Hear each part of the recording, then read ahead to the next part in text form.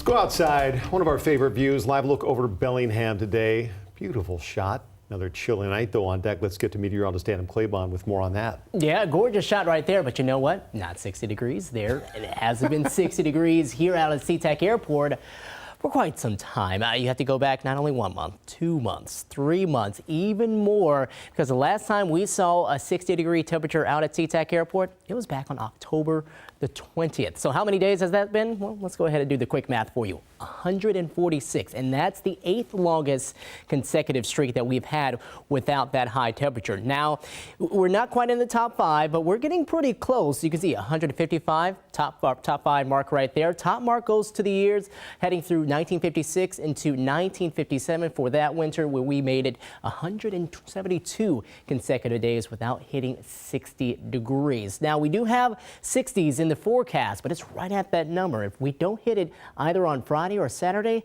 looks like we will be going quite a few days. Again, we might start to rival maybe the number 2 spot coming up on this list. Now, here are the high temperatures. Tomorrow, back up to 54, so we're at least getting closer to average. Friday and Saturday, that's where we have a forecasted high of 60 degrees, so we got a couple of shots at it before we do start to cool back down Sunday and Monday. Highs today, nowhere near the 60s. Upper 40s in Bremerton at 49, 53 in Renton, 52 in Olympia, 51 in Bellingham, and those numbers are going to come down quickly here into the night as we start to see the sun set and we have those clearer skies. SeaTac Airport right now, you can see the sun that is out there, more of a filtered sunshine, and seeing more clouds as you head off towards the west here in Wishkah. Now, we are going to see more filtered sunshine again tomorrow, but I think it will lead to an even warmer day. We're at 51 right now. That wind out of the west is coming in at 8 miles per hour. Currently at 47 in Bremerton, 50 in Renton, 48 in Shelton, so pretty close to those afternoon highs so far for today, but the numbers are beginning to come back down. And we still have a few showers. Generally, it looks like that's going to be confined right here over King County, where we have some of those thicker clouds in place and maybe a quick sprinkle or two. Looks like east of Seattle, heading over more of Lake Washington, getting closer to Bellevue, maybe Issaquah, North Bend, Snoqualmie, just a sprinkle or two. Again, most of that is going to be pretty sparse.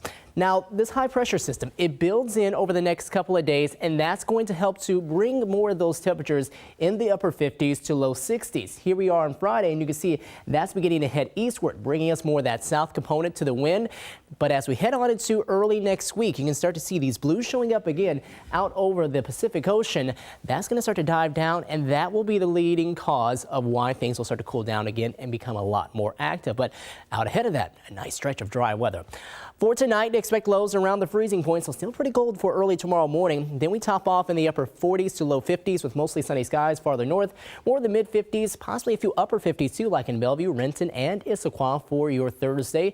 And we'll see highs in the mid to upper 50s across South Sound with a 58 high in Auburn, 56 in Federal Way. So dry and pretty nice here over the next 3 days. We start to see the rain chances come back in and cool down on Sunday, and it looks like more of that with more 40s possibly by next Wednesday.